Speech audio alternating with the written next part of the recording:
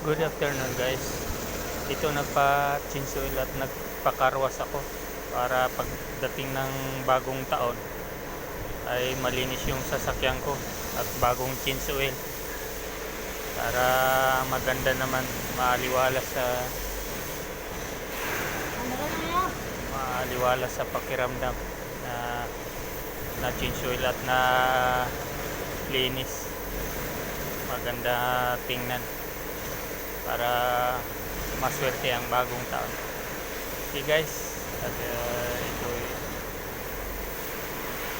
wala namang bayad, libre naman ito, company ang nagbabayad, kaya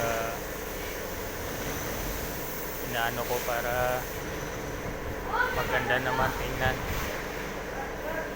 Okay, babay ako guys, babay. God bless po. God bless. Yan yung sasakyan ko.